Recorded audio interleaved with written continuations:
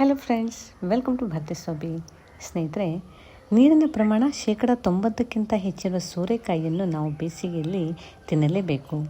ಇದನ್ನು ನಾವು ಹೆಚ್ಚಾಗಿ ಮಸಾಲ ಪದಾರ್ಥದಲ್ಲಿ ಬಳಸೋದಿಲ್ಲ. ಆದರೆ ಒಮ್ಮೆ ಇದರ ಪಾಯಸ ಮಾಡಿ ಸವಿದರೆ ಅದರ ರುಚಿ ಹೇಳಲಿಕ್ಕೆ ಸಾಧ್ಯವಿಲ್ಲ. ನೀವೊಮ್ಮೆ ಅದನ್ನು ತಿಂದು ನೋಡಲೇಬೇಕು. ಖಂಡಿತ ಮಾಡಿ ನೋಡಿ. ಓಕೆ, ಈಗ ಅದನ್ನು ಹೇಗೆ ಮಾಡೋದಂತ ಒಮ್ಮೆ ನೋಡ್ಕೊಂಡ್ಬಿಡಿ.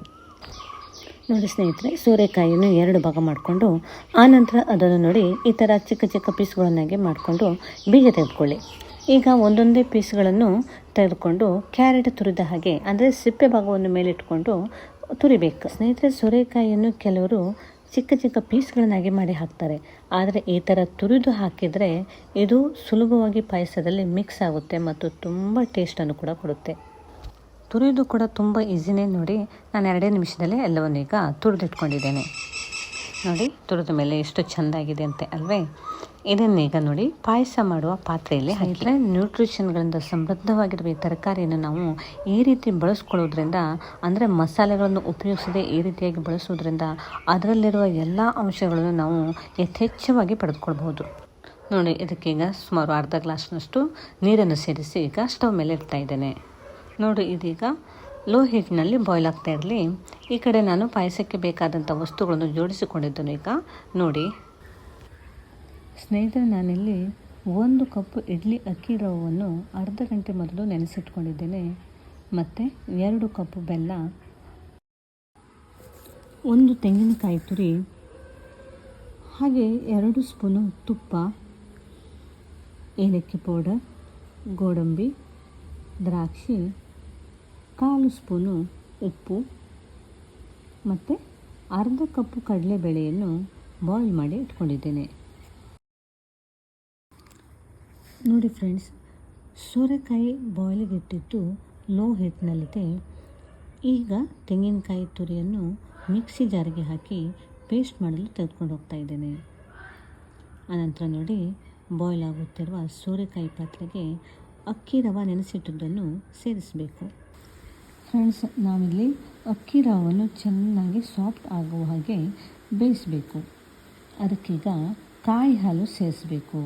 ಆದ್ದರಿಂದ ಸ್ಟವನ್ನು ಲೋ ಹೀಟ್ನಲ್ಲಿಟ್ಟು ಹಾಗೆ ಮುಚ್ಚಿಟ್ಬಿಟ್ಟು ಬೇಗ ಕಾಯಿ ಹಾಲು ಫಿಲ್ಟ್ರ್ ಮಾಡಿ.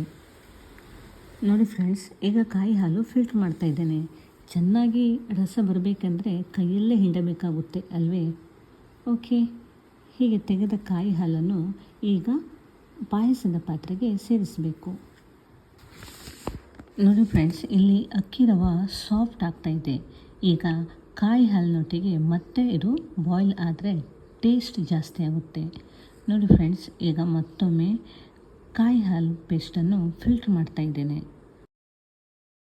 ಆನಂತರ ಈ ಹಾಲನ್ನು ಸಹ ಪಾಯಸದ ಪಾತ್ರೆಗೆ ಸೇರಿಸಿ. ಈಗ ಕಡಲೆಬೇಳೆ ಬಾಯ್ಲ್ ಮಾಡಿ ಇಟ್ಟಿದ್ದೇವಲ್ಲ, ಅದನ್ನು ಪಾಯಸದ ಪಾತ್ರೆಗೆ ಸೇರಿಸಬೇಕು.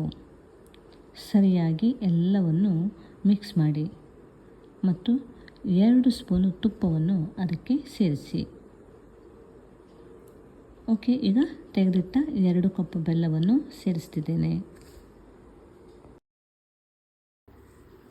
ಈಗ ಪಾಯಸ ಚೆನ್ನಾಗಿ ಬಾಯ್ಲ್ ಆಗಬೇಕು. ಆನಂತರ ನೋಡಿ, ಏಲಕ್ಕಿ ಪೌಡ್ರನ್ನು ಸೇರಿಸಿ. ಹಾಗೆ 1/4 ಸ್ಪೂನು ಉಪ್ಪನ್ನು ಕೂಡ ಸೇರಿಸ್ಬಿಡಿ.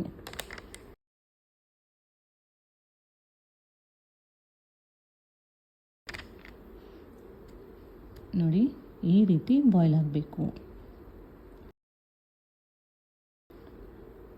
ಕೊನೆಯಲ್ಲಿ ಗೋಡಂಬಿ, ದ್ರಾಕ್ಷಿ ತುಪ್ಪದಲ್ಲಿ ಫ್ರೈ ಮಾಡಿ ಪಾಯಸಕ್ಕೆ ಸೇರಿಸಿದರೆ ತುಂಬ ಟೇಸ್ಟಿಯಾದ ಸ್ಪೆಷಲ್ ಪಾಯಸ ರೆಡಿಯಾಗುತ್ತೆ. ಸ್ನೇಹಿತರೆ, ನಾವು ಸೋರೆಕಾಯಿಯನ್ನು ತಿನ್ನುವುದೇ ಅಪರೂಪ ಆಗಿದೆ ಅಲ್ವೇ. ಯಾಕೆಂದರೆ ಇದನ್ನು ನಾವು ಮಸಾಲ ಪದಾರ್ಥಗಳಿಗೆ ಅಂದರೆ ಸಾಂಬಾರು ಮಾಡಲಿಕ್ಕೆ ಬಳಸೋದಂತೂ ತುಂಬ ಕಡಿಮೆ. ಈ ರೀತಿ ಪಾಯಸವನ್ನು ಮಾಡಿ ನೀವು ಬೇಸಿಗೆಯಲ್ಲಿ ಸೇವಿದರೆ ಆರೋಗ್ಯಕ್ಕೆ ತುಂಬಾ ಒಳ್ಳೆಯದು.